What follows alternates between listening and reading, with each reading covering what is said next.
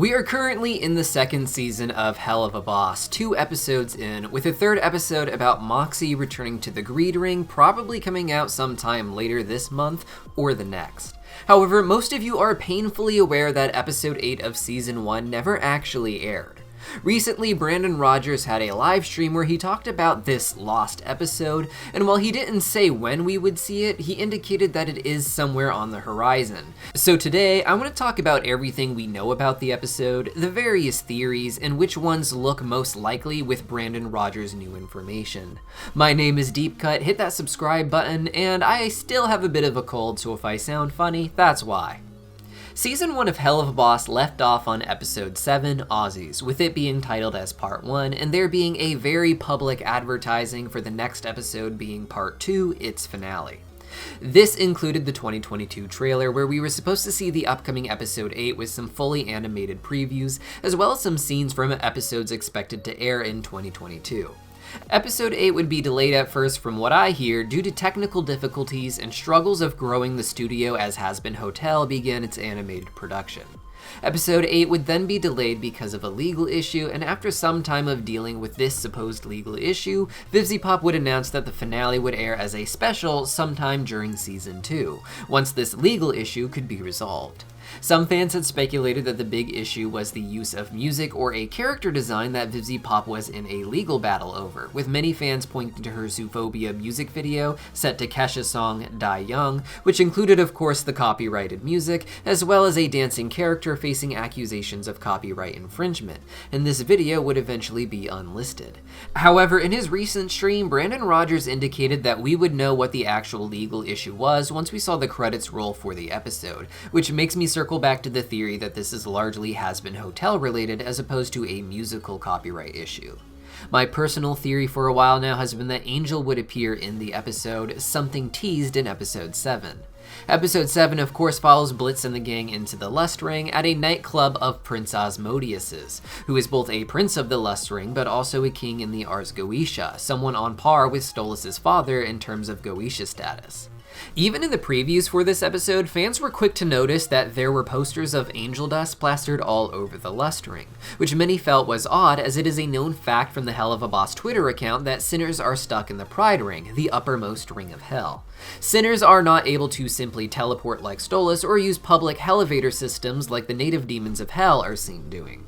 With that in mind, my theory was that these posters were just something of a cross-promotion, but Asmodeus seems to care very little for digital entertainment, as his view of lust is one of everyone being sort of liberated into acting it out. Lust is not a way he enslaves people, but rather a way he expects his enslaved people to behave. Angel, of course, works for Valentino, an Earthborn sinner responsible for bringing adult films from Earth into the culture of hell. Angel Dust is said to be the most popular adult star in all of hell, which means some sort of performance by him would be seen as some sort of win for Asmodeus' clubs and other ones surrounding it. I have no doubt that Valentino loves his industry, but to him, the activities he films are something exclusive. He treats Angel himself like his property, something others can only have at a price. He understands his industry and that the more people have each other, the less they need his films. So his business model is a bit contrary to Asmodeus's, however, it can corrupt Asmodeus's. That being said, the more Valentino can infect Asmodeus's industry, the better it is for Valentino, but not necessarily for Asmodeus. But of course, if sinners are restricted to the Pride Ring, how would this work?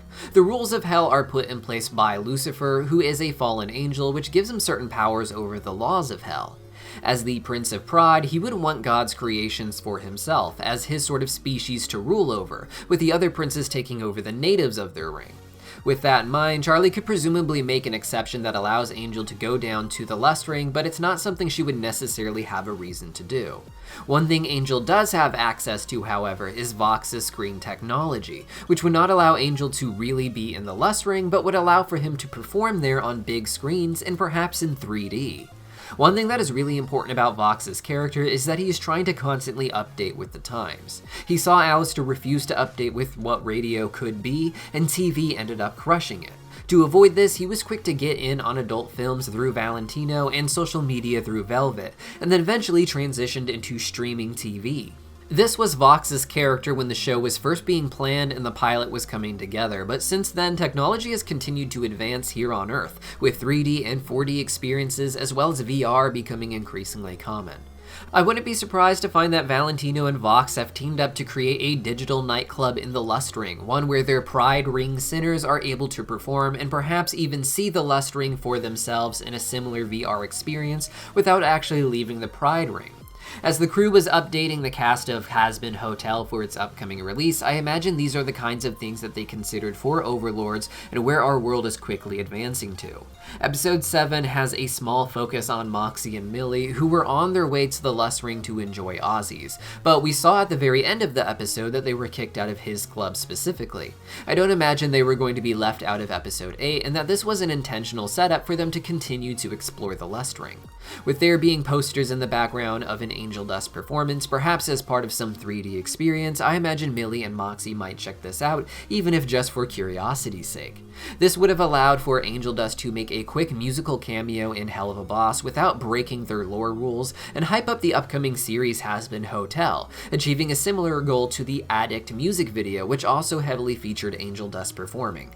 However, by the time this episode was ready to air, Hazbin Hotel was well on its way into development, and the streaming service, TV network, or studios behind the production of Hazbin Hotel may not have been thrilled about a character they were building anticipation up for being put in this web cartoon, as it could be seen as VivziePop funneling more viewership to her independent project instead of towards the studios they just purchased. With what Brandon Rogers said about it eventually coming out and us understanding why in the credits, I think we are going to see Angel Dust perform, and with that, the cast replacement for Angel in the credits, as his original voice Michael Kovac will no longer be playing the part. This may mean that episode 8, this lost episode, may finally air only after Hazbin Hotel finally airs, or at the very least a trailer with some sort of casting announcement attached to it. However, this is just one particular theory, and with how Helluva Boss has gone about casting surprising and amazing voice talents, almost anything could happen that none of us see coming. In fact, this may not even be related to voice talents at all, but again, we won't know until we get there, I guess. In addition to Moxie and Millie exploring the Lust Ring, we would of course also see the story of Blitz and Luna that appeared in the 2022 trailer. This would take place simultaneously with the Moxie and Millie story, and seems to be about Blitz coming to pick Luna up from a Hellhound party, another detail set up in episode 7 with Luna's note on the door. What's crazy is that Luna actually indicates these people seem to know about Blitz, and he is convinced to stay for just one more drink, as he says. In another preview, we see that there is in fact a Hellhound party inside with what looks to be boiling booze. What we've seen of the Gluttony Ring in the previews and announcement art shows that it has a lot of beehive architecture, leading to the theory that the bee in Beelzebub makes her a bee-themed demon, despite her real-life history depicting him more as a fly. With a bee theme in mind, this boiling booze is theorized to be Beelze juice, the drink Vraska is seen drinking in episode 3, a demonic mead made from Beelzebub's honey. A drink so powerful that it just gets demons a bit wasted, but turns human animals into gigantic monsters. At this party, these hellhounds will likely be aware of Blitz's childhood as a performer in a circus and his attempts at fame that came after that. They may know him from his failed twin act, something he cries about at the end of episode 7. This would have been the perfect place to follow up on those little photos and set the stage for us going even further back when we see him performing with Fizzaroli as a kid in the season 2 premiere, which also seems to take place on the same night.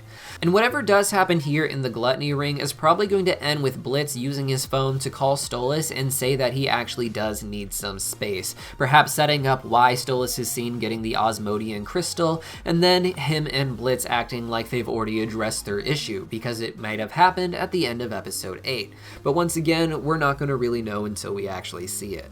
These, of course, are just my theories as well, and I'm curious to know what theories you guys have. Let me know in the comments down below, and I'll see you next time.